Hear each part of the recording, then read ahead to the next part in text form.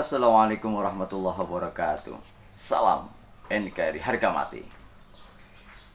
Siang ini saya melihat kontennya Mas Agus Mariono nih dari lereng Gunung Slamet Banyumas.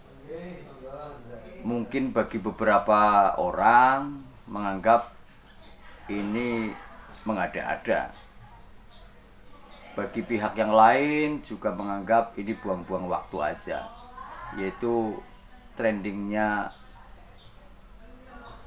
kadrun. Iya, kadrun naik daun ini. Pagi-pagi bangun tidur, buka Twitter, ada trending topik kadrun.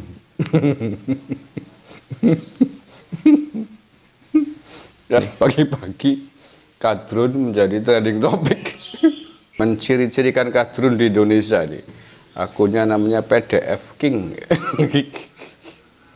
Dia menulis setidaknya ada 10 ciri-ciri kadrun di Indonesia. Yang pertama, memiliki pemahaman yang ekstrim dalam kurung keras dan kaku terhadap ajaran Islam. Benar? Sedikit-sedikit bid'ah, sedikit-sedikit kafir. Takbir. Yang kedua, mudah mengkafir-kafirkan orang yang berbeda pandangan dengannya. Ya, sudah sering terjadi kan? Ya tadi itu. Memperingati 1 Muharram katanya kafir, nggak ada tuntunannya. Tahlilan kafir, musyrik, bid'ah. Ya. Wayangan kafir. Seperti seramang kudi badan. Yang ketiga, mudah menghina dan mengkritik orang lain, tetapi tidak mau menerima kritikan, bahkan menjadi emosi. Iya. Kalau ngebuki orang lain, sepenaknya dewek. Tapi kalau dibalas, digebuk, dikritik, dia langsung teriak, PKI! Anti-Islam! Jadi Islamnya mung deweknya tok sing duwe Islam. Nah, ciri berikutnya nomor 4. Mudah emosi, panas hati, dan mudah melakukan kekerasan, termasuk membakar, melukai, membunuh apabila mendapat kritikan. Yes. Begitulah. Wahwal kadrun. Nomor 5, kadrun bersikap anti terhadap keberagamaan agama dan suku di Indonesia. Betul. Karena jauh-jauhnya ke bumi dunyanya dua ke dewek tok gitu ya. Belum tentu padahal besok mati, belum tentu dimasukin surga. Bisa jadi menjadi kerak neraka loh. Ya karena merasa paling suci itu. Nomor 6, kadrun mengagung-agungkan kebudayaan Timur Tengah dengan menganggapnya lebih tinggi dibanding kebudayaan Indonesia, sehingga berupaya menggantinya. Yuk, betul. Sampai hari ini kan teriak khilafah, khilafah, khilafah, khilafah. 7, kadrun anti dan tidak mengakui Pancasila NKRI sebagai ideologi bangsa, sehingga berupaya menggantinya. Ya, betul sekali. Pokoknya semua negara yang tidak bersistem khilafah menurut dia adalah negara tohut, kafir. Kudune wong kaya balangna laut kidul men di Kletak Baya. 8, kadrun bersikap anti terhadap nilai-nilai kebangsaan seperti demokrasi, taat hukum negara, menghormati bendera negara, karena dianggap produk kafir. Ya betul. Pokoknya hukum-hukum tohut ya, bendera-bendera tohut ya. Maunya bendera-bendera hitam putih gitu. Sambil teriak takir gitu. Tapi setelah itu benderanya ditaruh di got, terus kadrun pekok pancen. 9, gencar melakukan propaganda khilafah di Indonesia. Ya tadi itu penegasan. Selalu khilafah, satu-satunya solusi semua persoalan adalah khilafah, takir. Kadrun terjangkit beberapa fobia seperti fobia terhadap gereja atau disebut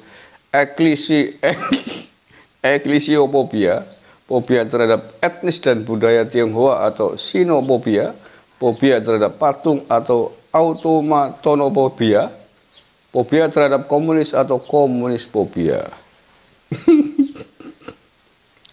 Ciri-ciri kadrun nomor 3, 4, dan 6 di atas yang menimbulkan nama gurun pada istilah kadal gurun. Wilayah Timur Tengah terkenal dengan padang gurunnya yang panas, dapat meningkatkan emosi seseorang karena kekurangan cairan dalam tubuh. Bisa. Itu ya intermezzo pagi ini terkait dengan tagar kadrun.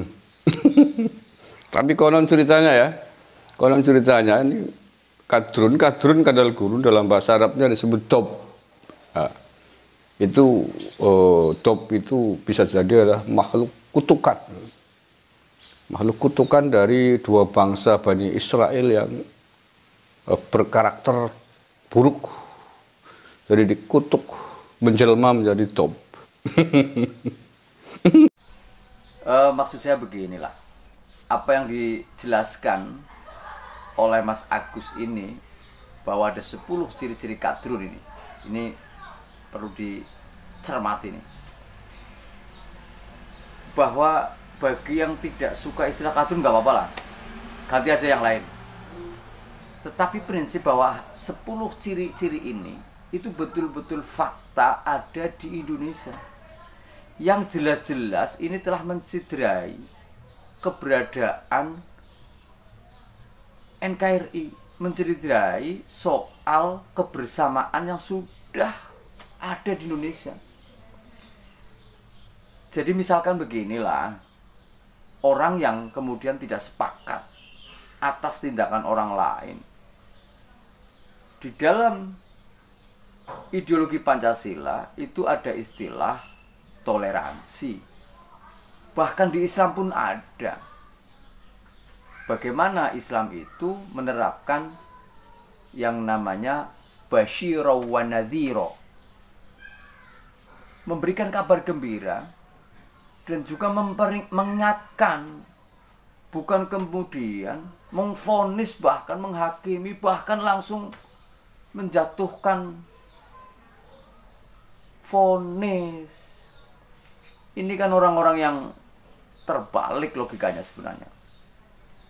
Orang yang belum tuntas ngajinya, orang yang belum selesai tidurnya. Jadi kalau istilah kadrun ditolak ya pengigau lah gitu. Pengigau. Allah ya Karim. Jadi orang-orang yang masuk dalam 10 ciri yang disampaikan oleh Mas Agus ini memang harus secepatnya sadar. Kalau tidak sadar, bahwa harus mengulang lagi, berpikir ulang.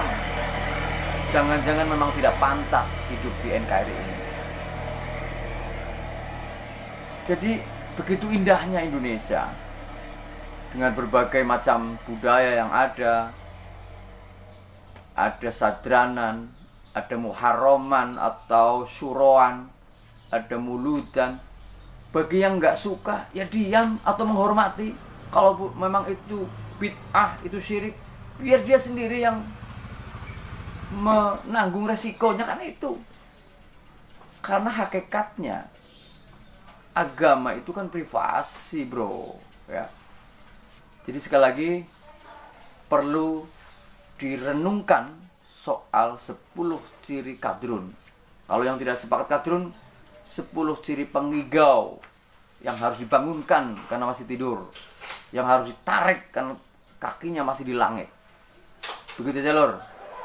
Salam NKRI harga mati. Assalamualaikum warahmatullahi wabarakatuh.